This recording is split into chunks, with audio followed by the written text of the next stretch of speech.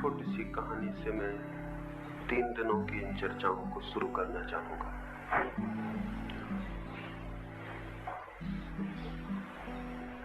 एक व्यक्ति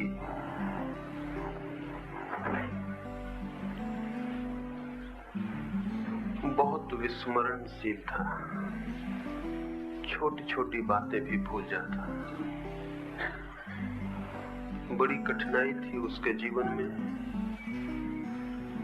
कुछ भी स्मरण रखना उसे कठिन था। रात वो सोने को जाता तो अपने कपड़े उतारने में भी उसे कठिनाई होती, क्योंकि सुबह टोपी उसने कहाँ पहन रखी थी और चश्मा कहाँ लगा रखा था और कोट किस भांति पहन रखा था, वो भी सुबह तक भूल जाता। तो करीब करीब कपड़े पहनकर ही सो जाता था ताकि सुबह फिर से स्मृति को कष्ट देने की जरूरत ना पड़े। पास में ही एक चर्च था और चर्च के पुरोहित ने जब उसके विस्मरण की ये बात सुनी तो बहुत हैरान हुआ। और एक रविवार की सुबह जब वो आदमी चर्च आया था तो उसे कहा, एक किताब पर लिख रखो कौन सा कपड़ा कहाँ पहन रखा था, किस भांति पहन रखा था, ताकि तुम रात में कपड़े उतार सको और सुबह उस किताब के आधार पर उन्हें वापस पहन सको। उस रात उसने कपड़े उतार दिए और किसी किताब पर सब लिख लिया। सुबह उठा और सब तो ठीक था।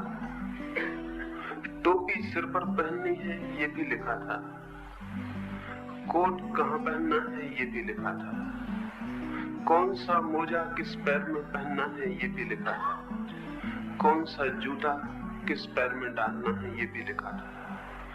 लेकिन वो ये लिखना भूल गया कि खुद कहाँ है, और तब बहुत परेशान हुआ। सब चीजें तो ठीक थी और सब चीजें कहाँ पहननी ये भी ज्ञात था, लेकिन मैं कहाँ हूँ ये वो रात लिखना भूल गया था। वो सुबह मुंह अंधेरे ही पादरी के घर पहुंच गया। नग्न था बिल्कुल। पादरी भी देख के घबरा गया और पहचान न पाया। हमारी सारी पहचान तो वस्त्रों की है। नग्न व्यक्ति को देख के शायद हम भी न पहचान पाए कि वो कौन है। पादरी बहुत हैरान हुआ। उसने पूछा, आप कौन हैं और कैसे आए? उस व्यक्ति ने कहा, यही तो पूछने में भी आया हूँ कि मैं कौन हूँ और कहाँ हूँ, क्योंकि बाकी सारे वस्त्र तो ठीक है, लेकिन रात में ये लिखना भूल गया, अपने बाबत लिखना भूल गया। पता नहीं उस धर्म पुरोहित ने क्या उसे कहा, उससे कोई संबंध भी नहीं। लेकिन इस कहानी से मैं इसलिए इन 3 दिनों की चर्चाओं को शुरू करना चाहता हूँ क्योंकि करीब करीब इसी हालत में हम सारे लोग हैं। हमें ज्ञात है बहुत सी बातें, जीवन का सब कुछ ज्ञात है, सिर्फ एक तथ्य को छोड़कर कि हम कहाँ हैं और कौन है। मैं कौन हूँ इसका हमें कोई भी स्मरण नहीं है। और उस व्यक्ति के साथ तो बात ठीक भी थी, क्योंकि वो और सब बातें भी भूल जाता था, इसलिए ये बहुत स्वाभाविक मालूम होता है कि अपने को भी भूल जाए। लेकिन हमारे साथ बड़ी मुश्किल है, हमें और सब बातें तो याद है, ये हमें याद नहीं कि हम कौन हैं और कहाँ हैं। इसलिए उस पर हंसना उतना उचित नहीं है जितना अपने पर हंसना उचित होगा। विस्मरण उसकी आदत थी, विस्मरण हमारी आदत नहीं है, और सब कुछ हमें स्मरण है, सिर्फ एक बात स्मरण नहीं है। इसलिए हम कपड़े भी ठीक से पहन लेते हैं और जूते भी, और घर भी ठीक से बसा लेते हैं, लेकिन जीवन हमारा ठीक नहीं हो पाता है। जीवन हमारा ठीक होगा भी नहीं। जो केंद्रीय है जीवन में, उसकी हमें कोई स्मृति नहीं है। और मैंने कहा कि नग्न जब वो धर्म पुरोहित के द्वार पर खड़ा हो गया, तो धर्म पुरोहित भी पहचान नहीं पाया कि वो कौन है, क्योंकि हम सभी एक दूसरों को वस्त्रों से पहचानते हैं।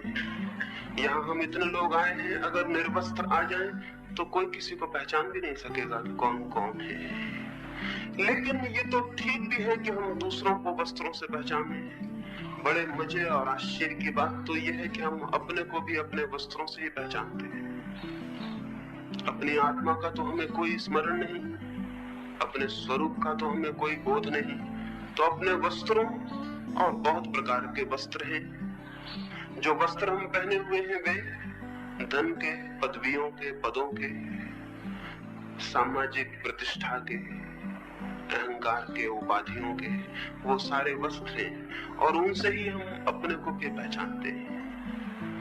वस्त्रों से जो अपने को पहचानता है, वो उसका जीवन यदि अंधकारपूर्ण हो जाए, यदि उसका जीवन दुख से भर जाए, पीड़ा और विपन्नता से, तो आश्चर्य नहीं है, क्योंकि वस्त्र हमारे प्राण नहीं है, वस्त्र हमारी आत्मा नहीं है। लेकिन हम अपने को अपने वस्त्रों से ही जानते हैं, उससे गहरी हमारी कोई पहुंच नहीं है। इन 3 दिनों में इन वस्त्रों के पार जो हमारा होना है, उस तरफ, उस दिशा में कुछ बातें आपसे कहूंगा, और ये स्मरण दिलाना चाहूंगा कि जो वस्त्रों में खोया है, वो अपने जीवन को गंवा रहा है, और जो केवल वस्त्रों में अपने को पहचान रहा है, वो अपने को पहचान ही नहीं रहा है, वो अपने को पा भी नहीं सकेगा। और जो व्यक्ति अपने को ही ना पा सके, उसके और कुछ भी पा लेने का कोई भी मूल्य नहीं है। अपने को खोकर अगर सारी दुनिया भी पाई जा सके, तो भी उसका कोई मूल्य नहीं है। एक और छोटी कहानी मुझे स्मरण आई, वो मैं कहूं, और फिर आज की सुबह इस आत्मविस्मरण के संबंध में जो मुझे कहना है वो आपको कहूंगा। 3 मित्र यात्रा पर निकले। पहली ही रात एक जंगल में उन्हें विश्राम करना पड़ा। खतरनाक स्थान था, जंगली जानवरों का डर था, डाकू और लुटेरों का भी भय था। अंधेरी रात थी, तो उन तीनों ने तय किया कि एक एक व्यक्ति जागता रहे, 2 सोए, एक जागा हुआ पहरा दे। एक तो उनमें गांव का पंडित था, एक उसमें गांव का लड़ाका बहादुर छत्री था, एक गांव का नाई था। नाई की ही सबसे पहले पैसा फेंका गया और उसका ही नाम पड़ा। वो रात पहरा देने के लिए पहले पहर बैठा। नींद उसे जल्दी आने लगी, दिन भर की थकान थी, तो किसी भांति अपने को जगाए रखने के लिए उसने बगल में अपने सोए हुए छत्री मित्र की हजामत बनानी शुरू कर दी। जाके रखने के लिए अपने को उसने अपने मित्र के सारे बाल काट डाले। उसका समय पूरा हुआ। तीसरा जो मित्र था, रात्रि के अंतिम पहर में उस पंडित का पहरा होने को था। उसके तो बाल नहीं थे, उसका सिर पहले से ही साफ था, उसके सारे बाल गिर गए थे। दूसरे मित्र का जैसे मौका आया, उस नाई ने उसे उठाया और कहा, मित्र उठो, तुम्हारा समय आ गया, अब मैं सोऊं। उस छत्री ने अपने सिर पर हाथ फेरा, देखा बाल बिल्कुल भी नहीं है। तो उसने कहा कि मालूम होता है तुमने मेरी जगह भूल से पंडित जी को उठा दिया है। उसने अपने सिर पर हाथ फेरा और कहा कि मालूम होता है तुमने भूल से मेरी जगह पंडित जी को उठा दिया है, और वो वापस सो गया। हम अपने को इसी भांति पहचानते हैं। हमारी पहचान हमारे वस्त्रों तक है। अगर बहुत गहरी जाती हो तो अपने शरीर तक जाती है, वो भी वस्त्र से ज्यादा गहरा नहीं है। और भी गहरी जाती हो तो मन तक जाती है, मन भी वस्त्रों से ज्यादा गहरा नहीं है। लेकिन उससे गहरी हमारी कोई पहचान नहीं जाती। जीवन में सारा दुख और सारा अंधकार इस आत्म अज्ञान से पैदा होता है। केंद्र पर, अपने स्वयं के केंद्र पर अंधकार होता है और हम सारे रास्तों पर दिए जलाने की कोशिश करते हैं। वे सब दिए काम नहीं पड़ते, क्योंकि मेरे भीतर अंधकार होता है तो मैं जहां भी जाता हूं अपने साथ अंधकार ले जाता हूं। उन रास्तों पर भी जहां की मैंने प्रकाश के दिए जलाए हैं, मेरे पहुंचने से अंधकार हो जाता है। क्योंकि मैं अंधकार हूं, जब तक मैं स्वयं को नहीं जानता तब तक मैं अंधकार हूं। तो मैं अपने अंधकार को लिए फिरता हूं जीवन में, और सारे लोग अपने अपने अंधकार को लिए फिरते हैं। हम सब जहां इकट्ठे हो जाते हैं वहां अंधकार बहुत घना हो जाता है।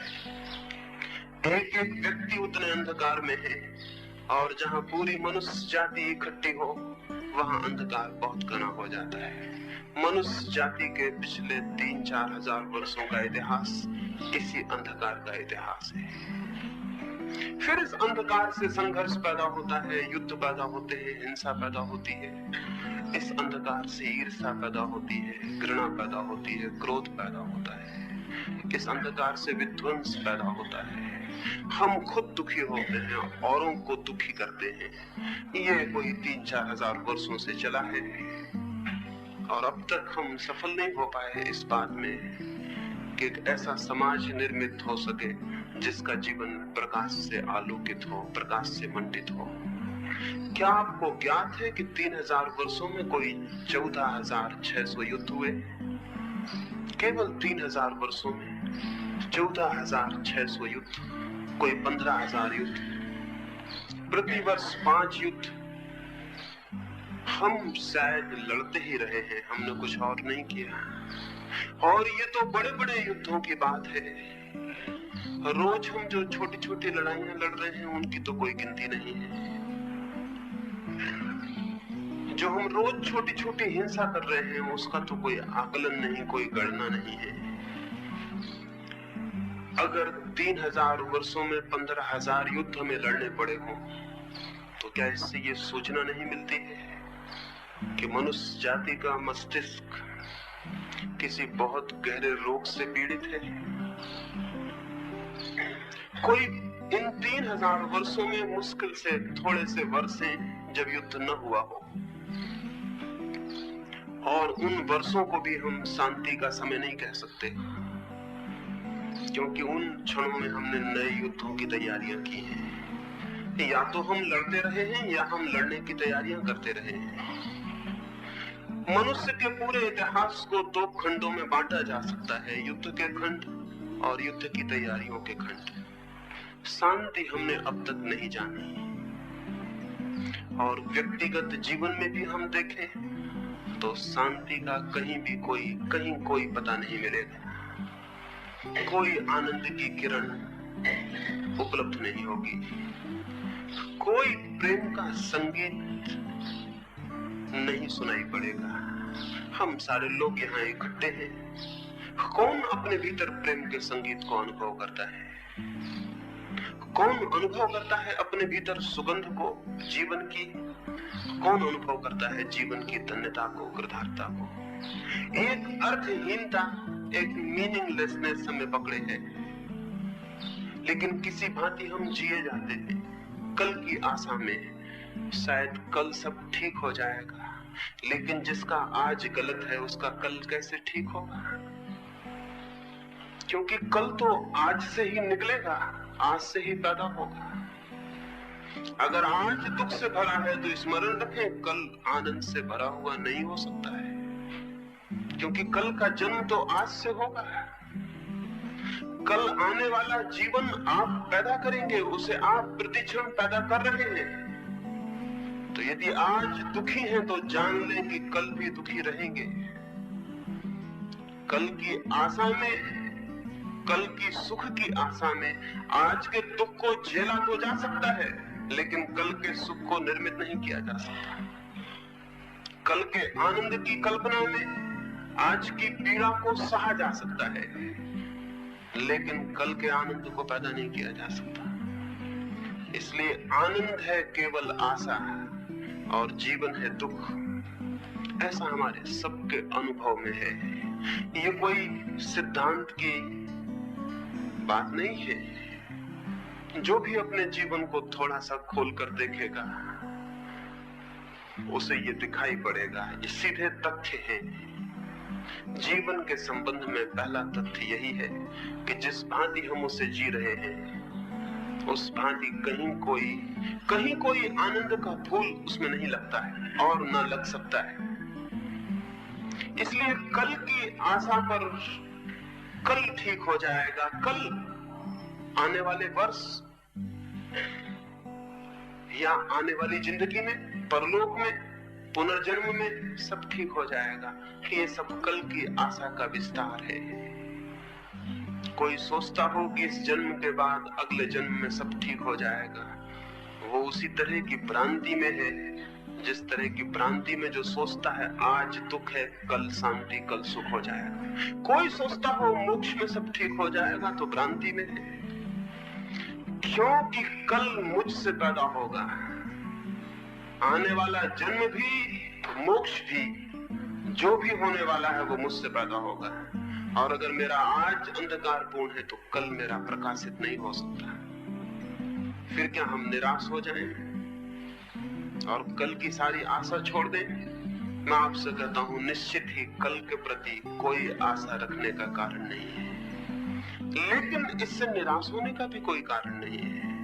आज के प्रति आशा से भरा जा सकता है, आज को परिवर्तित किया जा सकता है। मैं जो हूं उस होने में क्रांति लाई जा सकती है। मैं कल क्या होऊंगा इसके द्वारा नहीं, बल्कि जो मैं अभी हूं उसके ज्ञान, उसके बोध, उसके प्रति जागरण से, उसे जान लेने से आत्म स्मृति से क्रांति उत्पन्न हो सकती है। यदि मैं जान सकूं स्वयं को तो वो दिया उपलब्ध हो जाएगा जो मेरे जीवन से अंधकार को नष्ट कर दे। और स्वयं को जाने बिना और न कोई दिया है और न कोई प्रकाश है, न कोई आशा है।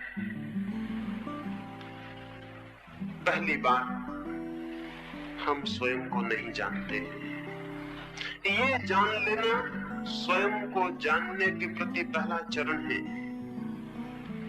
कोई सोचता हो कि मैं स्वयं को जानता हूं तो स्वयं को जानने के प्रति द्वार बंद हो जाएंगे।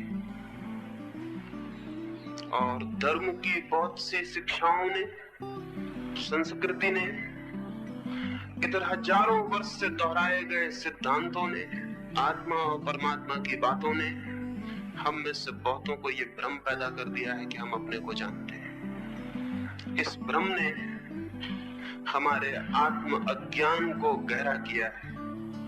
स्वयं को जानने के भ्रम से बड़ा इन शब्दों और सिद्धांतों के आधार पर स्वयं को जानने के भ्रम से बड़ा आत्मज्ञान में और कोई दूसरा अटकाव, कोई दूसरी दीवार, कोई दूसरा अवरोध नहीं है। छोटे से बच्चे भी जानते हैं कि हम आत्मा हैं और बूढ़े भी दोहराते हैं कि हम आत्मा हैं। ये शब्द हैं, ये सत्ता का अनुभव हो तो जीवन बिल्कुल दूसरा हो जाए। ये सिद्धांत है, ये स्वयं की प्रतीति और साक्षात हो तो जीवन नया हो जाए और जीवन आनंद से भर जाए। लेकिन इन शब्दों को हमने सहारों की भांति पकड़ा हुआ है। अज्ञान में इन शब्दों से पैदा हुए झूठे ज्ञान को हमने बहुत तीव्रता से पकड़ा है। उसे छोड़ने में भी भय मालूम होता है। इसलिए जैसे जैसे आदमी मृत्यु के करीब पहुंचता है वैसे वैसे इन शब्दों को और जोर से पकड़ लेता है। वैसे वैसे गीता, कुरान और बाइबल उसके मस्तिष्क पर और जोर से बैठते जाते हैं। वैसे वैसे वो मंदिरों के द्वार खटखटाने लगता है और साधु सन्यासियों के सत्संग में बैठने लगता है, ताकि इन शब्दों को जोर से पकड़ ले, ताकि आती हुई मौत के विरोध में कोई सुरक्षा का उपाय बना ले। इसलिए जितने लोग मृत्यु से भयभीत होते हैं वे सभी आत्मा की अमरता में विश्वास कर लेते हैं। उनका ये विश्वास उनका ज्ञान नहीं है। कोई विश्वास कभी ज्ञान नहीं होता, सब विश्वास अज्ञान होते हैं।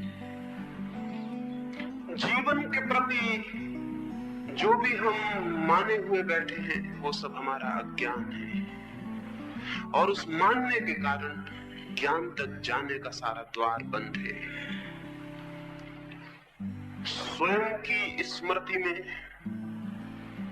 स्वयं के संबंध में प्रचलित सिद्धांत सबसे बड़ी बाधाएं हैं। सिद्धांत तो क्या बाधा है, हम उन पर विश्वास कर लेते हैं, ये बाधा है, हमारे विश्वास बाधा है। और जो व्यक्ति जितने ज्यादा विश्वासों से ग्रसित हो जाता है उसके जीवन में विवेक के अवतरण का, विवेक के आगमन का, विवेक के उठने और जगने की संभावना का उतना ही उसी मात्रा में ह्रास हो जाता है। असंभव हो जाती है ये बात कि हम स्वयं को जान सकें, क्योंकि स्वयं को जानने के सिद्धांत हमें ये भ्रम पैदा कर देते हैं कि हम जानते हैं, और ये भ्रम बहुत तलों पर है। एक सन्यासी एक राजा के घर मेहमान था। उस राजा ने सुबह ही आके उस सन्यासी को पूछा, मैं सुनता हूं कि आप परमात्मा की बातें करते हैं, क्या मुझे परमात्मा से मिला दे सकेंगे? ये बात उस राजा ने अपने जीवन में और भी न मालूम कितने सन्यासियों से पूछी थी। इस सन्यासी से भी पूछी, और जो अपेक्षा थी, जो और सन्यासियों ने बातें कही थी, सोचा वही बातें ये सन्यासी भी कहेगा। करीब करीब सन्यासी एक ही जैसी बातें दोहराते हैं। सोचा ये भी वही कहेगा, कुछ उपनिषद, कुछ वेदों की, कुछ ग्रंथों की कुछ उदाहरण देगा, कुछ गीता की, कुछ ज्ञान की बातें समझाएगा। लेकिन उस सन्यासी ने क्या पूछा? उस सन्यासी ने कहा, आप ईश्वर से मिलना चाहते हैं तो थोड़ी देर रुक सकते हैं या बिल्कुल अभी मिलने की इच्छा है? वो राजा थोड़ा हैरान हुआ, कोई भी हैरान होता है। ये ख्याल न था कि बात इस बात ही पूछी जाएगी। सोचा शायद समझने में भूल हो गई है। उसने कहा कि शायद आप समझे नहीं, मैं परमात्मा से, ऊपर जो परमात्मा उससे मिलने की बात कर रहा हूं। उस सन्यासी ने कहा, समझने में भूल का कोई कारण नहीं, मैं तो उस परमात्मा के सिवाय और किसी की बात करता ही नहीं। अभी मिलना चाहते हैं या थोड़ी देर ठहर सकते हैं? उस राजा ने कहा, जब आप कहते ही हैं तो मैं अभी ही मिलना चाहूंगा। ऐसे उसकी कोई तैयारी नहीं थी इतने जल्दी परमात्मा से मिलने की, और किसी की भी इतने जल्दी कोई तैयारी नहीं होती। ईश्वर के खोजियों से पूछा जाए अभी मिलना चाहेंगे तो वो भी कहेंगे कि हम थोड़ा सोच कर आते हैं, विचार के आते हैं। हम थोड़ा मित्रों से पूछ ले, पति हो तो पत्नी से पूछ ले, पत्नी हो तो पति से पूछ ले, हम जरा अपने घर के लोगों से पूछ ले, फिर हम लौट के आते हैं। इसी वक्त तो ईश्वर से मिलने को कौन तैयार होगा? वो राजा भी तैयार नहीं था। लेकिन जब बात ही, मुसीबत ही आ पड़ी थी सिर पर, तो उसने कहा कि ठीक है, आप कहते हैं तो मैं अभी मिल लूंगा। सन्यासी ने कहा, लेकिन इसके पहले कि मैं आपको परमात्मा से मिलाऊं, ये छोटा सा कागज है, इस पर अपना परिचय लिखते हैं। और लिखा उसने जो उसका परिचय था। बड़े राज्य का राजा था, महल का पता, वो सब लिखा। सन्यासी ने पूछा कि क्या मैं मान लूं यही आपका परिचय है? क्या मैं मान लूं कि कल आप भिखारी हो जाएं और राज्य छिन जाए तो बदल जाएंगे? उस राजा ने कहा कि नहीं, राज्य छिन जाए तो भी मैं ही रहूंगा। तो सन्यासी ने कहा कि फिर राजा होना आपका परिचय नहीं हो सकता, क्योंकि राज्य छिन जाने पर भी आप रहेंगे और आप ही रहेंगे, भिखारी होने पर भी आप ही रहेंगे। तो फिर राजा होना आपका परिचय नहीं हो सकता। और ये जो नाम लिखा है, माँ बाप दूसरा नाम भी दे सकते थे, और आप भी चाहें तो दूसरा नाम रख ले सकते हैं, उससे भी बदल नहीं जाएंगे। उस राजा ने कहा, नाम से क्या फर्क पड़ता है, मैं तो मैं रहूंगा, नाम कोई भी हो। तो सन्यासी ने कहा, इसका अर्थ हुआ कि आपका कोई नाम नहीं है, नाम केवल काम चलाऊ बात है।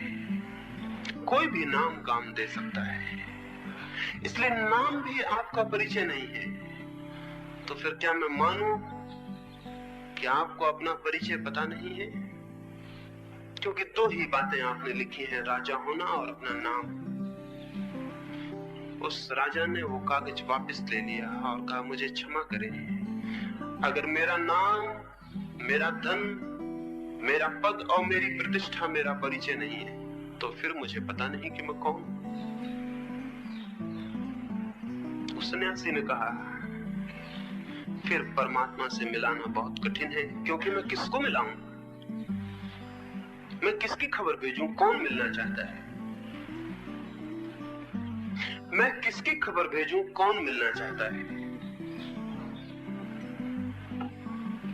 जाओ और खोजो कि कौन हो, और जिस दिन खोज लोगे उस दिन मेरे पास नहीं आओगे कि परमात्मा से मिला दूं, क्योंकि जिस दिन तुम स्वयं को पालोगे उस दिन उसे भी पालोगे जो सबके भीतर है। क्योंकि जो मेरे भीतर है और जो किसी और के भीतर है और जो सबके भीतर है, वो बहुत गहरे में संयुक्त है और एक है और समग्र है। लेकिन इस मैं का तो हमें कोई भी पता नहीं है। तो या तो हम अपने नाम को, अपने घर को, अपने परिवार को समझते हैं कि ये मेरा होना है। अगर किसी भांति इससे हमारा छुटकारा हो जाए और हम ये जान सकें कि मेरा नाम, मेरा घर, मेरा वंश, मेरा राष्ट्र, मेरी जाति, मेरा धर्म, ये मेरा होना नहीं है, अगर किसी भांति ये बोध भी आ जाए, तो फिर हम तोतों की भांति उन शब्दों को दोहराने लगते हैं जो ग्रंथों में लिखे हैं और शास्त्रों में कहे। तब हम दोहराने लगते हैं कि मैं आत्मा हूं, मैं परमात्मा हूं, अहम ब्रह्मास्मि, और न मालूम क्या क्या हम दोहराने लगते हैं। मैं आपसे कहूं कि जिस भांति नाम आपको सिखाया गया है, उसी भांति ये बातें भी आपको सिखाई गई हैं, इनमें भेद नहीं है। जिस भांति ये कहा गया है कि आपका ये नाम है और आपने पकड़ लिया है, उसी भांति ये भी कहा गया है कि आपके भीतर परमात्मा है और आपने ये भी पकड़ लिया है। इन दोनों बातों में कोई फर्क नहीं है। जब तक हम बाहर से आए हुए शब्दों को पकड़ते हैं, तब तक हम स्वयं से परिचित नहीं हो सकेंगे। वे शब्द चाहे पिता ने दिए हों, चाहे समाज ने, चाहे ऋषियों ने, मुनियों ने, साधुओं ने, संतों ने, किन्हीं ने भी वे शब्द दिए हों, जब तक बाहर से आए हुए परिचय को हम पकड़ेंगे, तब तक उस परिचय का जन्म नहीं हो सकेगा जो हमारा परिचय है। तब तक हम उसे नहीं जान सकेंगे, तब तक उसे जानने का कोई मार्ग नहीं है। तो या तो हम जिसे सांसारिक कहते हैं उस तरह के परिचय को पकड़ लेते हैं, या जिसे आध्यात्मिक कहते हैं उस तरह के परिचय को पकड़ लेते हैं। लेकिन दोनों परिचय पकड़े गए होते हैं, दोनों परिचय बाहर से मिलते हैं। जो परिचय बाहर से मिलता है वो आत्म परिचय नहीं है। इसलिए ये बात जितनी झूठी है कि मेरा नाम मैं हूं, उतनी ही ये बात भी झूठी होगी अगर मैं बाहर से सीखूं कि मैं आत्मा हूं, मैं परमात्मा हूं, मैं अविनाशी हूं, मैं कुछ हूं। ये सारी बातें मैं बाहर से सीखूं, ये बातें भी उतनी ही झूठी होंगी। पहली बात झूठी है, ये तो हमें समझ में आ जाती है, क्योंकि ये बात हजारों वर्ष से दोहराई गई है। लेकिन दूसरी बात भी झूठी है, इसे समझने में थोड़ी कठिनाई होती है, क्योंकि तब हम एक अतल अंधकार में छूट जाते हैं और अज्ञान में छूट जाते हैं। क्योंकि सांसारिक परिचय भी हमारा परिचय नहीं है और तथाकथित आध्यात्मिक परिचय भी हमारा परिचय नहीं है, तो फिर हमारा परिचय क्या है? तब हम एक अज्ञान में और अंधकार में छूट जाते हैं, और अज्ञान से भय मालूम होता है, अज्ञान से डर मालूम होता है, मैं अपने को नहीं जानता हूं, इस बात के बोध से भयभीत होता है चित्त। इसलिए हम कोई ना कोई परिचय तो मान लेना चाहते हैं। गृहस्थ का एक परिचय है और सन्यासी का एक परिचय है। ये दोनों परिचय झूठे हैं। इनमें से किसी एक को हम पकड़ के तृप्ति कर लेना चाहते हैं, तो गृहस्थी से कोई छूटता है तो सन्यासी हो जाता है और सन्यास में पकड़ जाता है। और एक तरह के वस्त्रों से छूटता है तो दूसरे तरह के वस्त्रों को स्वीकार कर लेता है। और एक तरह के नाम से छूटता है तो दूसरा नाम ग्रहण कर लेता है। सन्यासी का नाम बदल देते हैं हम, दूसरा नाम दे देते हैं उसे, कपड़े बदल देते हैं, दूसरे वस्त्र दे देते हैं उसे, उसका ढंग बदल देते हैं, दूसरा ढंग दे देते हैं उसे। लेकिन उस रिक्त स्थान में छूटने को कोई राजी नहीं है जहां हमारा कोई परिचय नहीं है, ना सांसारिक और ना आध्यात्मिक। उस खाली जगह में खड़े होने को कोई राजी नहीं है। जो उस खाली जगह में खड़े होने को राजी हो जाता है वही केवल स्वयं को जान पाता है। जो अपने सब परिचय छोड़ देता है और अपरिचय में खड़ा हो जाता है, जो अपने संबंध में सारे ज्ञान छोड़ देता है और अज्ञान में खड़ा हो जाता है, उसी अज्ञान में, उसी न जानने में, उसी नॉट नोइंग में, उस न जानने में, जब मुझे कुछ भी पता नहीं अपने बाप और जो भी पता है उसे मैं छोड़ देता हूं, उसी स्थिति में, उसी क्रांति के क्षण में वो परिवर्तन घटित होता है जहां स्वयं के बोध का जन्म होता है। जब तक मैं किसी भी परिचय को पकड़ता हूं तब तक उस बोध के पैदा होने की भूमिका खड़ी नहीं होती। जब तक मैं कोई भी सहारा पकड़ता हूं तब तक उसके जगने का कोई कारण पैदा नहीं होता जो मेरे भीतर सोया है। जब मैं सब सहारा छोड़ देता हूं, एक छोटी सी घटना मुझे स्मरण आती, बिल्कुल काल्पनिक होगी। मैंने सुना है कि कृष्ण एक दिन भोजन करते थे और बीच भोजन में उठे और द्वार की तरफ भागे।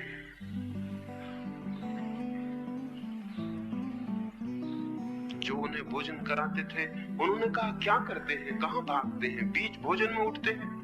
उन्होंने कहा, मेरा एक भक्त बहुत कष्ट में पड़ा हुआ है, दुष्ट उसे सता रहे हैं, उसे पत्थर मार रहे हैं। ये कह के वो भागे, द्वार के बाहर भी निकल गए, लेकिन द्वार से फिर वापस लौट आए, भोजन करने बैठ गए।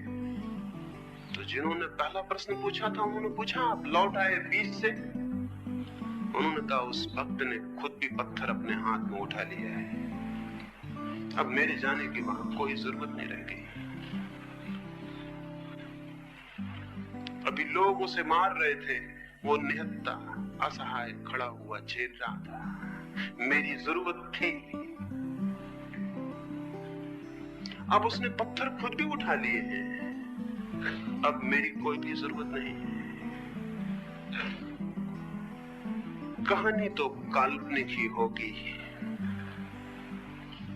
लेकिन मनुष्य के जीवन में जो भी सोया है, चाहे उसे कोई नाम दे, सत्य कहें, आत्मा कहें, परमात्मा या कोई और नाम दे, कृष्ण कहें, क्राइस्ट कहें या कुछ और कहें, जो भी भीतर सोया है, जब तक आप बेसहारा नहीं हो जाएंगे तब तक उसके उठने के और जगने का कोई कारण नहीं है। जब तक आप कुछ पकड़ लेंगे तब तक वो सोया रहेगा, और जब आपकी कोई पकड़ नहीं होगी और हाथ खाली हो जाएंगे और आप बेसहारा खड़े हो जाएंगे, जब आपकी कोई सुरक्षा नहीं रह जाएगी, कोई सहारा नहीं रह जाएगा, कोई परिचय, कोई ज्ञान, और आप निपट अज्ञान में और बेसहारा खड़े होने का साहस करेंगे, उसी क्षण केवल वो जागता है जो हमारे भीतर सोया है। उसी क्षण वहां स्फुरना होती, उसी क्षण वहां कोई बीज टूटता है और अंकुरित होता है, उसी क्षण वहां कोई अंधकार टूटता है, कोई ज्योति जागती है। उसके पहले नहीं, उसके पहले असंभव है, उसके पहले बिल्कुल असंभव है। क्योंकि उसके पहले हम कोई ना कोई पूरक, कोई ना कोई सब्स्टिट्यूट खोज लेते हैं। हम खोज लेते हैं तो उसे, जो सोया है, उसे जागने का कोई कारण नहीं रह जाता। हम पत्थर उठा लेते हैं,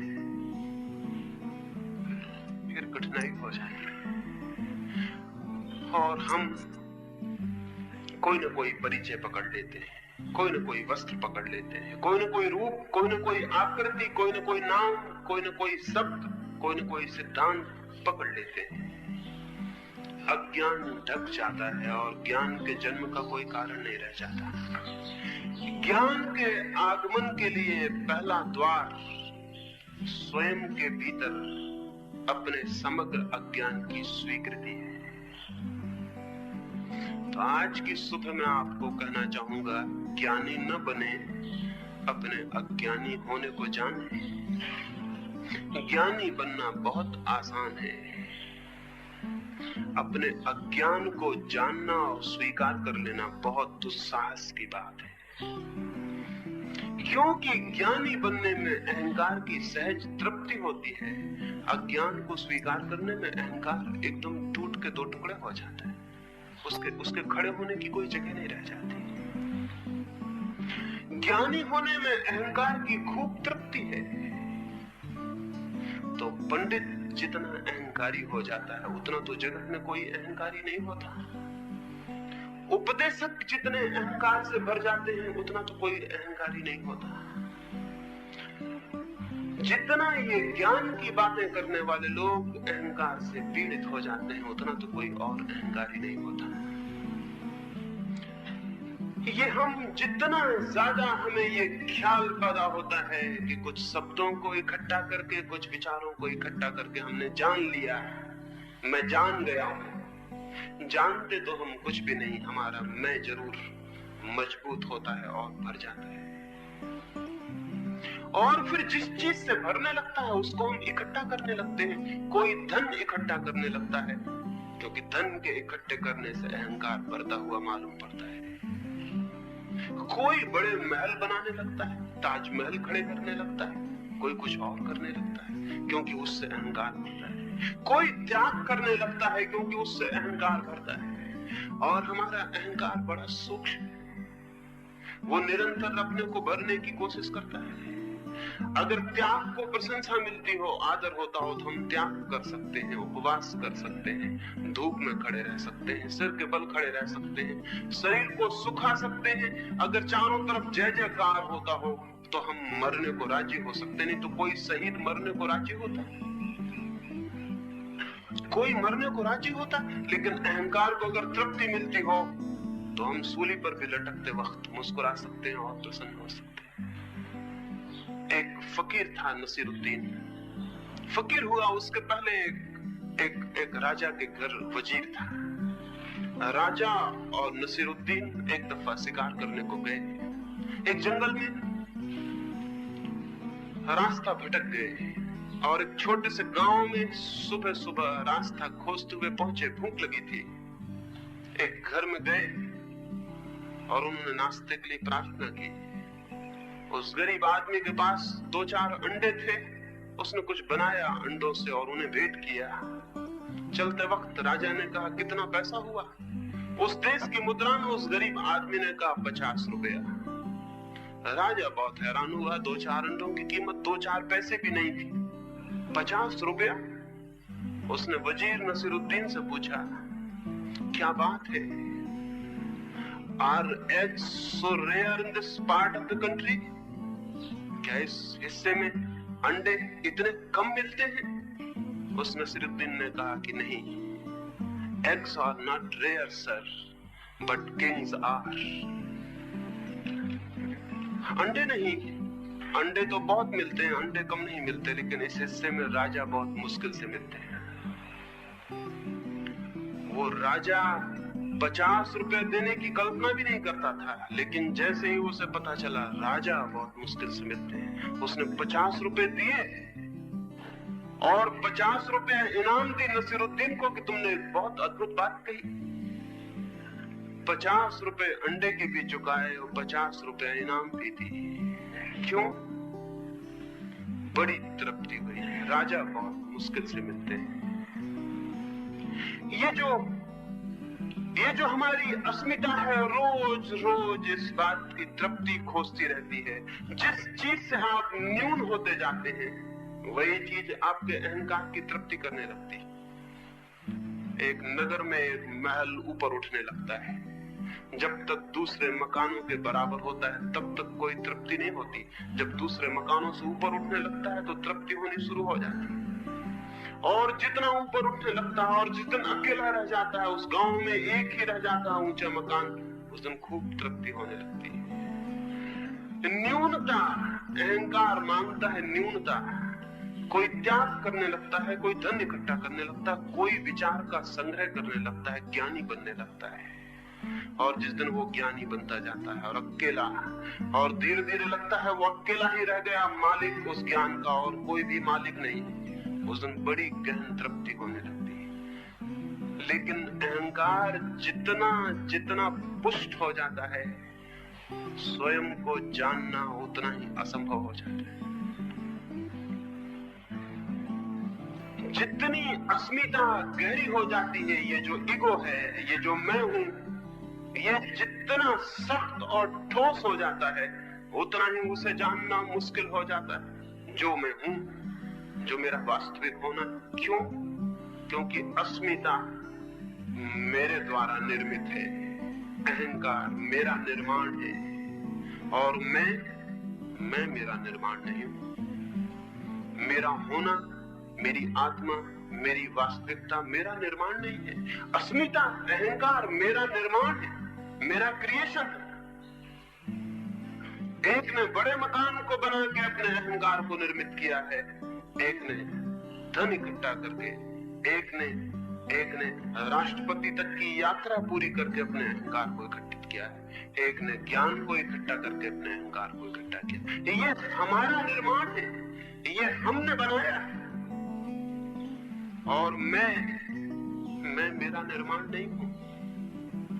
तो वो जो मेरे भीतर अनिर्मित है, असृष्ट है, जो मेरे भीतर मेरे जानने, मेरे होने के पहले है, मेरे करने के पहले है, मेरे जन्म के पहले जो मेरे भीतर है, उसे जानने के लिए जिस अहंकार को मैंने निर्मित किया है, ये बाधा बन जाएगा। इसलिए न तो त्यागी जानता है, और न ज्ञानी, और न धनी, और न पदलोलुप, और न महत्वाकांक्षी। कौन जानता है? जानने के द्वार पर पहली तो बात यही है कि वो जान पाता है जो सब भांति नहीं जानता हूं, इसकी स्वीकृति को उपलब्ध होता है। इस स्वीकृति को जानते ही, पहचानते ही कि मैं नहीं जानता हूं, और कोई पकड़ने का ख्याल नहीं रह जाता। मैं खाली हाथ खड़ा रह जाता हूं,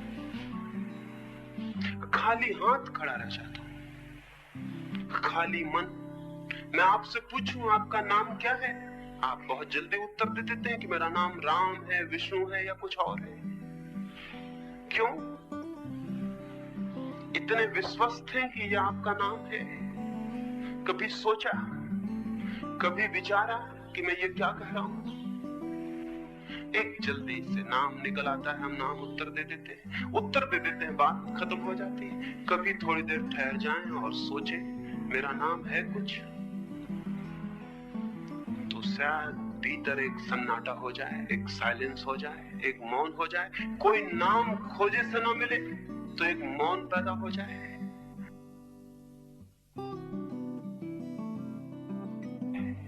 हम कोई किसी से प्रश्न पूछते हैं, उसे मालूम होता है तो शीघ्र उत्तर दे देता। मालूम होने का मतलब, अगर उसकी स्मृति में कुछ होता है तो उत्तर दे देता। मैं पूछूं 2 कितने होते हैं, आप कह देते हैं 4, क्योंकि आपकी स्मृति ने सीख रखा है 2 4 होते हैं। पूछा, उत्तर दे दिया। मैं आपसे पूछूं भीतर कौन है, आप कहते हैं आत्मा, ये भी स्मृति ने सीख रखा है 2 4 वाला उत्तर दे दिया गया। लेकिन स्मृति ज्ञान नहीं है। तो स्वयं की खोज में पूछते वक्त कि मैं कौन हूं, उत्तर की अपेक्षा न करें, क्योंकि जो भी उत्तर आएगा वो स्मृति से आएगा, झूठा होगा, सीखा हुआ होगा। सब सीखी हुई बातें झूठी होती, ज्ञान नहीं बनती। कुछ भी सीखा हुआ ज्ञान नहीं बनता है। जीवन में जो क्षुद्र है वो सीखा जा सकता है क्योंकि वो बाहर है। जीवन में जो विराट है वो सीखा नहीं जा सकता क्योंकि वो भीतर है। जो भीतर है उसे बाहर से नहीं सीखा जा सकता, उसे जाना जा सकता है, उसे उघाड़ा जा सकता है, उसे डिस्कवर किया जा सकता है, उसे पहचाना जा सकता है, लेकिन सीखा नहीं जा सकता। उसे जाना जा सकता है लेकिन याद नहीं किया जा सकता। तो जब भी प्रश्न पूछे कि मैं कौन हूं, और वो मनुष्य कभी धार्मिक ना हो पाएगा जिसने अपने से ये ना पूछा हो कि मैं कौन, और वो मनुष्य कभी सत्य को ना जान पाएगा, और कभी आनंद को भी उपलब्ध ना हो पाएगा जिसने अपने प्राणों की सारी गहराई में न पूछा हो कि मैं कौन। और अगर कोई भी उत्तर आता हो तो उत्तर को इनकार कर दे, क्योंकि उत्तर सीखा हुआ होगा, स्मृति से आया हुआ होगा। और स्मृति तो केवल वही जानती है जो सीख लिया गया है। स्मृति उसे नहीं जानती जिसे हम नहीं जानते। जो अज्ञात, अननोन, जो अभी अपरिचित है, उसे स्मृति नहीं जानती। स्मृति तो जो सीख लिया गया उसका संग्रह है। स्मृति के उत्तर को इनकार करे, स्मृति कहे विष्णु हो तो उसे जाने दें, उसे पकड़े ना। स्मृति कहे आत्मा हो, उसे जाने दें, उसे पकड़े ना। स्मृति कहे परमात्मा हो, स्मृति कहे कुछ भी नहीं, केवल पदार्थ हो। अगर नास्तिक घर में पले तो स्मृति कहेगी कुछ भी नहीं है, केवल शरीर हो। अगर धार्मिक घर में पले, स्मृति कहेगी आत्मा हो, अजर अमर आत्मा हो। ये दोनों शिक्षाएं हैं, इनको छोड़ दे। नास्तिक को आस्तिक को जाने दे, ग्रंथों से आए हुए उत्तर को जाने दे। फिर क्या होगा? जब कोई उत्तर ना आएगा तो क्या होगा? जब किसी उत्तर की स्वीकृति ना होगी तो क्या होगा? भीतर एक सन्नाटा हो जाएगा, एक मौन खड़ा हो जाएगा, एक साइलेंस पैदा हो जाएगी। और उसी मौन से, उसी सन्नाटे से, उसी शून्य से उस चीज का अनुभव आना शुरू होता है जो स्वयं का होना है। पूछे मैं कौन हूं, और कृपा करके किसी उत्तर को न पकड़े। पूछे मैं कौन हूं और प्रश्न ही रह जाने दें, उत्तर नहीं। और प्रश्न को ही गूंजने दें, और प्रश्न को ही प्राणों में छाने दें, और प्रश्न को ही उतरने दें गहरा। और कोई उत्तर न पकड़े, क्योंकि सभी उत्तर सीखे हुए होंगे। कोई उत्तर हिंदू का, मुसलमान का, जैन का न पकड़े, सब उत्तर सीखे हुए होंगे।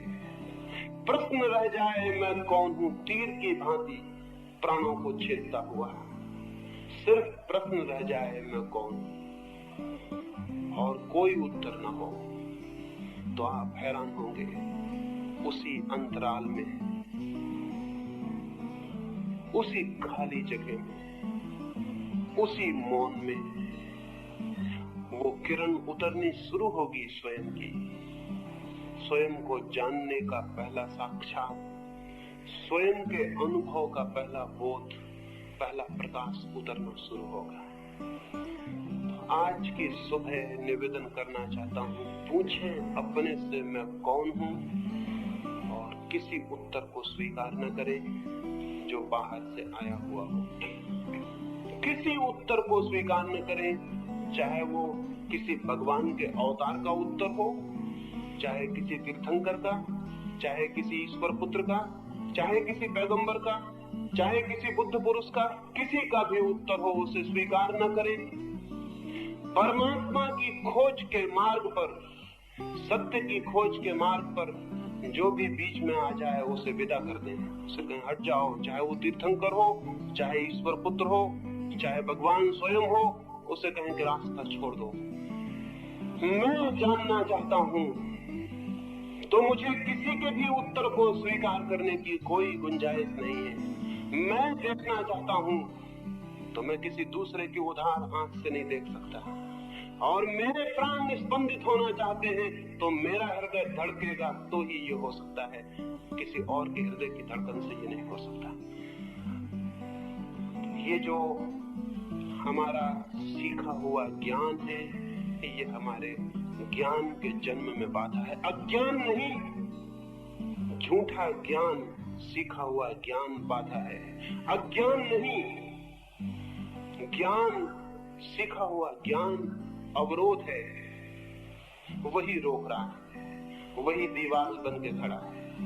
अज्ञान तो अत्यंत निर्दोष स्थिति में खड़ा कर देगा, बहुत इनोसेंस में खड़ा कर देगा, बहुत सरलता में, बहुत निरअहंकार स्थिति में खड़ा कर देगा। इसलिए एक बात, और जो इस बात को पूरा न कर सके वो आगे खोज नहीं कर सकेगा।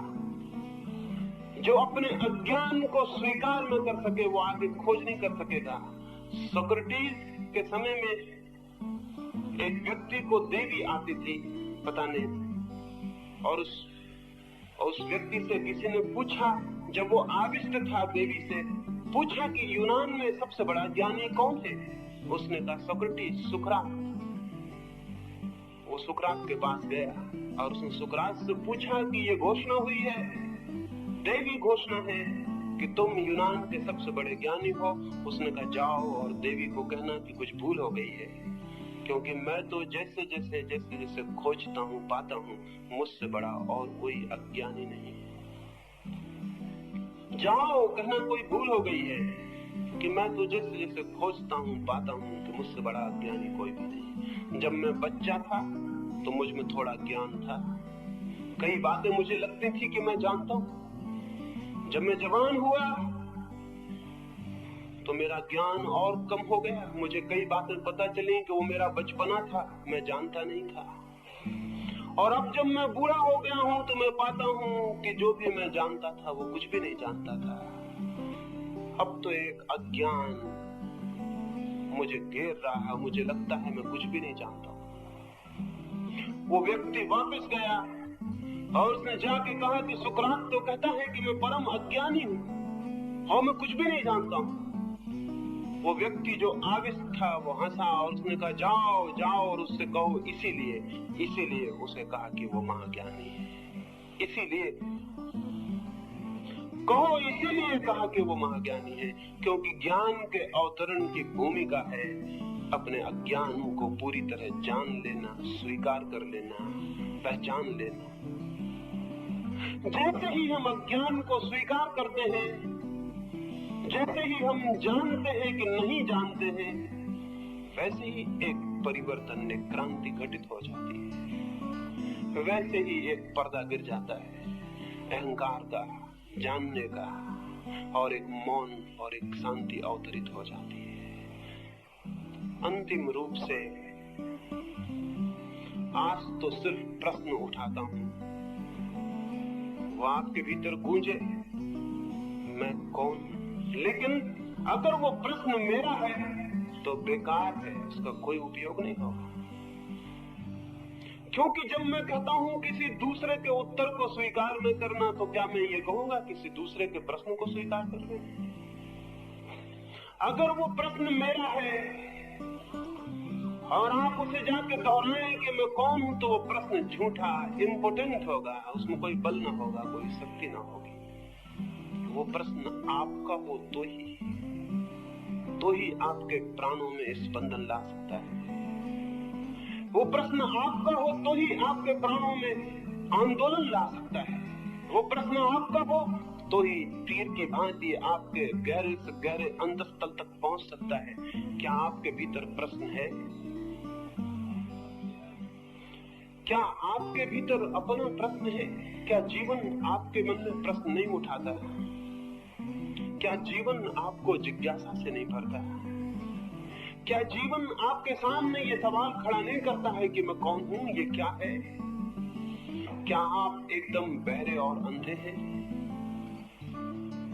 क्या आपके हृदय में कोई जिज्ञासा ही पैदा नहीं होती है? अगर होती हो कोई जिज्ञासा, अगर होता हो कोई प्रश्न खड़ा, अगर होती हो कोई प्यास मन में जानने की, पहचानने की, जीवन के सत्य को पाने की, तो उसे इकट्ठा कर ले और उसे एक प्रश्न बन जाने दे। क्योंकि जो और चीजों के संबंध में पूछने जाता है वो दूर निकल गया, उसने बुनियादी प्रश्न छोड़ दिया। बुनियादी प्रश्न तो स्वयं से शुरू होता है, मैं कौन हूं? और अगर भाग्य से सौभाग्य से आपका प्रश्न खड़ा हो जाए और दूसरों के उत्तर आप विदा कर सकें, तो कोई बाधा नहीं है स्वयं को जान लेने में। कोई बाधा नहीं है, कोई बाधा नहीं है, कोई दीवार नहीं है। लेकिन बहुतों के मन में प्रश्न ही नहीं है, बहुतों के मन में जिज्ञासा नहीं है। क्यों? ये तो असंभव है कि प्रश्न कहीं न कहीं न हो। ये तो असंभव है भीतर प्रश्न कहीं न कहीं न हो, फिर भी जिज्ञासा नहीं बनती मालूम पड़ती। क्या होगा कारण? कारण है साहस की कमी है। क्यों? हम केवल वे ही प्रश्न पूछते हैं जिनके उत्तर हमें मालूम है। हम केवल वे ही प्रश्न पूछते हैं जिनके उत्तर हमें मालूम है। मजे से प्रश्न भी पूछ लेते हैं, उत्तर भी दे देते हैं और जीवन में समाधान हो जाता है। हम वे प्रश्न पूछते ही नहीं जिनके उत्तर हमें मालूम नहीं, क्योंकि उन प्रश्नों का पूछना हमारे अज्ञान का उद्घाटक होगा। इसलिए डरते हैं, इसलिए भयभीत रहते हैं, उन प्रश्नों से दूर रहते हैं, उन प्रश्नों से बचते हैं जिनसे हमारे अज्ञान का उद्घाटन हो जाए। साहस चाहिए प्रश्न पूछने को, हिम्मत चाहिए। और हमारा तो उल्टा है हिसाब। जब साहस के और हिम्मत के दिन होते हैं तब तो हम कहते हैं ये धर्म की उम्र ही नहीं। जब बुढ़ापा आ जाए, मौत करीब आने लगे, तब फिर धर्म के दिन आते हैं। जितना साहस कम होता जाए और बल कम होता जाए और जितनी खोज की आकांक्षा कम होती जाए, हम समझते हैं कि तब धर्म के दिन आते हैं। मंदिरों में, चर्चों में बूढ़े लोग इकट्ठे हैं जो या तो मर चुके हैं या मरने वाले, वो लोग वहां इकट्ठे हैं। और धीरे धीरे ये ख्याल पैदा हो गया है कि वो इन्हीं लोगों का काम है। मैं आपसे निवेदन करता हूं, बूढ़ा मन तो कभी धर्म के सत्य को जान ही नहीं सकता। बूढ़ा आदमी नहीं कह रहा हूं, बूढ़ा मन, बूढ़ा मन तो कभी जान ही नहीं सकता। चाहिए युवा मन, चाहिए यंग माइंड, चाहिए बल से भरा हुआ मन, साहस से दूर की यात्रा करने का, अज्ञात की यात्रा करने का साहस हो तो प्रश्न खड़े हो जाएंगे। और तब वे ही प्रश्न खड़े होंगे जिनके उत्तर नहीं मालूम है। और जिन प्रश्नों के उत्तर नहीं मालूम है, अगर वे खड़े हो जाएं तो जीवन में एक नए प्रभात की शुरुआत होती है, एक नया मंगल प्रारंभ होता है। उसकी तरफ आंखें उठनी शुरू होती हैं जो सत्य है, सुंदर है, शिव है, उसकी तरफ जो परमात्मा है, उसकी तरफ जो हमारा वास्तविक होना है। और उसे जानकर जीवन का सारा दुख वैसे ही विसर्जित हो जाता है जैसे किसी अंधकारपूर्ण ग्रह में कोई दिया जलाकर और सारा अंधकार विलीन हो जाए। कैसे ये दिया जल सकता है, उसकी चर्चा आने वाली चर्चाओं में मैं करूंगा। जो प्रश्न आपके हों और प्रश्न होने चाहिए, उनको संध्या उत्तर दूंगा। आने वाले 2 दिनों में। लेकिन तभी आए जब आपको ये ख्याल स्पष्ट होने लगे कि आपका कोई प्रश्न भीतर जग रहा है। अन्यथा आने की कोई जरूरत नहीं है, कोई कारण नहीं है।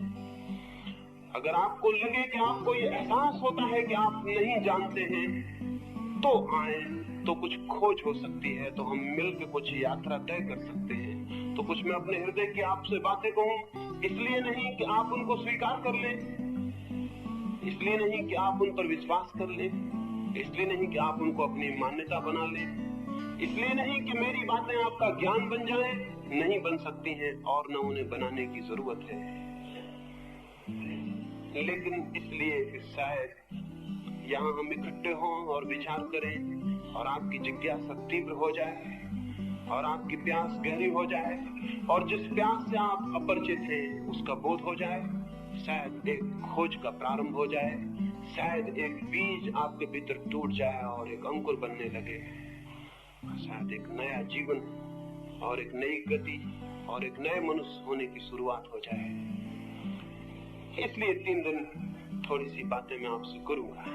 आज तो प्रश्न खड़ा करता हूं, उस प्रश्न को सांस लिए जाएं रात उसे साथ लिए सो जाएं और थोड़ा प्रयोग करके देखें। उत्तर जो भी आता हो उसे बाहर हटा दें, उत्तर जो भी आता हो उसे इनकार कर दें और प्रश्न को गहरा होने दें। जहां आपने उत्तर पकड़ा प्रश्न वहीं मर जाएगा, जहां आपने उत्तर पकड़ा प्रश्न वहीं समाप्त हो जाएगा। तो अगर प्रश्न को गहरे जाने देना है तो उत्तर मत पकड़ना। जब प्रश्न ही प्रश्न रह जाए और कोई उत्तर मन में न हो, तब कोई चीज जगनी शुरू होगी, तब कोई हमारे भीतर से दौड़ेगा हमारी सहायता को, तब कोई हमारे भीतर से उठेगा हमारी सहायता को, तब हमारे भीतर कोई जगेगा जो सोया है, और वही आत्म परिचय बन जाता है, वही आत्मज्ञान बन जाता है। मैं कौन हूं? शोपेनहावर एक सुबह कोई 3 बजे रात जल्दी उठ गया और एक बगीचे में गया। बगीचे में था अंधेरा और शोपेनहावर था विचारक। एकांत पाके जोर जोर से खुद से बातें करने लगा। कोई था नहीं इसलिए कोई डर भी नहीं था। कोई होता है तो हम दूसरे से बातें करते हैं, कोई नहीं होता तो हम अपने से बातें करते हैं। वो भी अपने से बात करने लगा, कोई भी नहीं था। माली की नींद खुली, उसने सोचा रात 3 बजे कौन आ गया है यहाँ, और फिर बातें करता हुआ घूम रहा है और अकेले ही मालूम होता है। माली डरा, सोचा शायद कोई पागल है। उसने लालटेन उठाई, अपना भाला उठाया और गया और दूर से चिल्ला के पूछा डर के मारे, कौन हो? शोपेनहावर हंसने लगा। हंसने से माली और घबरा गया। निश्चित ही पागल है, सुबह सुबह रात आ गया, अपने से बातें करता घूमता। पूछा कौन हो, उत्तर क्यों नहीं देते? शोपेनहावर ने कहा मेरे मित्र, काश उत्तर दे सकता। इधर 30 वर्षों से अपने से यही पूछ रहा हूं, कौन? खुद को ही पता नहीं चलता, तुम्हें क्या उत्तर दूं? लेकिन मैं आपसे कहूं, शोपेनहावर को इसीलिए पता नहीं चला कि वो पूछता तो था कि मैं कौन हूं, लेकिन बहुत से उत्तर खोजता था उपनिषद में, यहाँ वहाँ, कांट में, ईगल में, और न मालूम कहाँ उत्तर खोजता था। इसलिए 30 साल खराब गए। और पता नहीं शोपेनहावर को मरते वक्त भी पता चला कि नहीं चला। मैं नहीं समझता कि पता चला होगा, क्योंकि तब भी वो उत्तर खोज रहा था। उत्तर खोज रहा है, भीतर प्रश्न है, उत्तर बाहर खोजे जा रहे हैं, उत्तर नहीं मिलेंगे। मैं आपसे कहता हूं, प्रश्न में ही उत्तर छिपा है। बाहर मत खोजें और बाहर के किसी उत्तर को स्वीकार न करें, और प्रश्न को आने दें पूरे वेग से कि वो सारे प्राणों के रंध्र रंध्र को भर दे, श्वास श्वास भर दे, हृदय की धड़कन उससे भर जाए, प्रश्न ही रह जाए और कुछ ना हो। और तब वही, बिल्कुल वही प्रश्न के साथ ही उत्तर है। वो उत्तर बाहर से नहीं आता है, वो उत्तर भीतर से उपलब्ध होता है। परमात्मा करे वो उत्तर उपलब्ध हो, लेकिन प्रश्न आपको पूछना पड़ेगा। मेरा प्रश्न नहीं हो सकता, किसी और का प्रश्न नहीं हो सकता। तो कल अगर आपके मन में अपना प्रश्न तो आए। यहाँ कोई व्याख्यान नहीं है, कोई उपदेश नहीं है, यहाँ कोई आपको कुछ समझाने का कोई रस नहीं है, कोई आनंद नहीं है। वो प्रश्न उठता हो तो आए, तो फिर कुछ बात हो सकेगी, तो फिर 2 हृदय किसी तल पर मिल सकते हैं और कोई बात हो सकती है। मेरी बातों को इतने प्रेम से सुना है, और ऐसी बातों को जो आपको ज्ञान नहीं देती बल्कि आपके अज्ञान के लिए आग्रह करती हैं, बड़ी कृपा है और दया है। इतने प्रेम से सुना, उससे बहुत अनुग्रहित हूं।